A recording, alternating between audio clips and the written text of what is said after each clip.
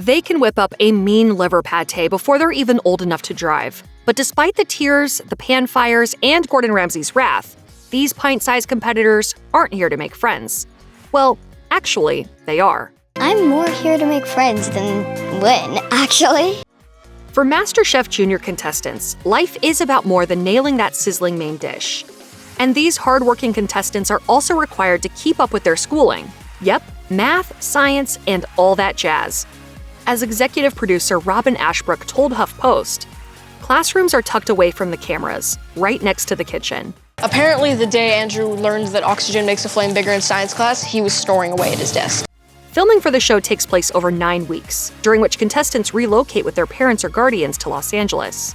While they may not get to blow off steam during recess, a private tutor makes sure their newfound TV stardom doesn't affect their grades. This doesn't really sound very elevatable. Hey, I just coined a term. Season 2's Levi Ehrenberg claims he was surprised to find out he would have to do 3 hours of school a day. As he admitted to Gaper's Block, "You actually have to be in a classroom setting. To me, that surprised me more than the makeup." If you fidget anxiously on the sofa every time a contestant botches a dish, just imagine how their parents feel, watching their kids face the heat.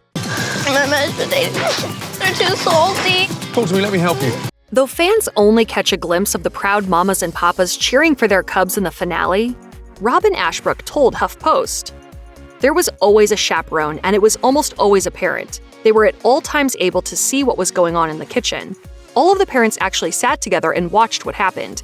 They really bonded. It certainly wasn't a dance mom's atmosphere." Aviva, mom of Season 7's Kyle Sositsky, told Suburbs 101, "Being thrown in that environment, you really get to know each other. I guess it's a little bit what you see in the military.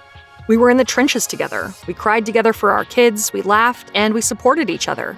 But the parents also make some serious sacrifices. Many of them have to hit pause on all their responsibilities, including parenting their other children, to move to LA in the hopes of their #1 chef winning it all."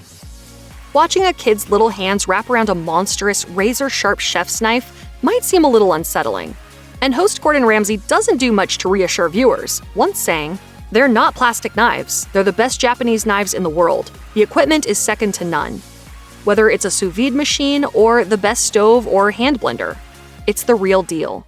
It feels fun to cut with knives that are bigger than my hand. But as culinary producer Sandy Birdsong told Salon, the adult professionals who appear on MasterChef typically have more kitchen accidents than the kiddos of MasterChef Junior. Still, when it comes to the kids, extra precautions are put in place and a larger team of medics stands at the ready. There's even a medic posted alongside every kitchen station. And of course, they've answered the call. I was a really good cook, but that flame, I think it's gonna burn the kitchen down. There was the time Kayla Mitchell accidentally cut 2 of her fingers with an 8-inch knife. And the instance where Zach Cara burned his hand while prepping his dish. Zach even finished cooking his pan-seared filet mignon and lobster tail with just one hand. The kids were fine, but the rest of us? Near heart attacks. No matter what level of culinary expertise they come in with, all the kids get safety training led by culinary producer and former Top Chef contestant Sandy Birdsong. In a classroom that emulates their kitchen stations, the kids are taught how to work the ovens and food processor by a team of 26 trainers. They're also armed with a few tips and tricks. As Sandy told BuzzFeed, "We teach a very basic application that works in our environment, and that's what they tend to stay with. And it's their choice if they go off that mark during a challenge." In 2011, a dad of a junior MasterChef Australia contestant claimed that the kids even knew about the challenges beforehand and only acted surprised for the cameras. But as Sandy tells it, none of that is revealed to the kids ahead of time, and those reactions are real. I beat out thousands of kids to get to this moment. It appears that some kids prefer a ladle to a joystick. And as Season 6 star, Ariana Fagan's dad claimed, as many as 10,000 kids showed up to the open casting call. Ariana auditioned 3 times before landing a spot among the 40 competitors who were selected for the show, recalling to Lake Minnetonka magazine. "I got very stressed out. A lot of the kids had agents, but we discovered the casting crew didn't want that, just kids with big personalities." Bammo! As for how they draw out those perfect personalities, it's a process. As Coppell Student Media reported of Season 3's Ryan Kate Brandenburg, she had to do some simple tasks like cook an egg, cut celery, and measure water. She was then shown a series of flashcards with various kitchen appliances, tools, and equipment to identify. And once she passed the screen test, she was asked to submit a video clip featuring her home and family. Clearly, she made the cut. During the 9-week-long shoot for the show, the contestants share more than just the kitchen. They all stay in the same hotel, too. As Season 1's Sarah Lane told HuffPost, "What people don't know about the show is the amount of downtime that the kids get. We'd go home around 4 or 5 p.m. every day and then just hang out at the hotel until the next morning. That's when they did typical kid stuff, like go to the mall or get a bite to eat." Recounting that time together, Kyle's mama Viva told Suburbs 101, "Since everybody stayed in the same hotel, the kids swam in the pool and had a chance to bond. Sundays were dark days. We all hung out together on those days and went on excursions to Malibu, Santa Monica Pier, or an aquarium." Besides turning child chefs into pint-sized celebrities, MasterChef Junior helped foster real and lasting friendships among the competitors. As Season 1's Dara Yu explained to Reality Wanted, "I would call it family. I have 12 new moms and 12 new sisters and brothers. They're just amazing, and I talk to them almost every day. Some of the kids even supposedly have a group text going to stay in touch." And having flown coast to coast for a fellow contestant's bat mitzvah, Mom Aviva Sisitsky told Suburbs 101, "There is a special bond that they share with each other, no matter how much time goes by." She's gonna make me cry too. She doesn't stop this soon. Come on, this crying is contagious, Abby. Pull it together. For many of its stars, life is never the same after MasterChef Junior. For example, Season 2 winner Logan Guleff got to visit President Obama and Michelle at the White House. I've been doing a lot of TV appearances. I cooked at the Oscars. That was great.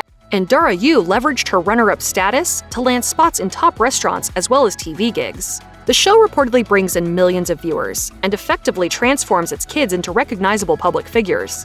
As Kyle Sisitsky's mom explained to Suburbs 101 of her son, "A group of kids at the movie theater recognized him and approached him for pictures. Sometimes at Chipotle he'll be randomly recognized.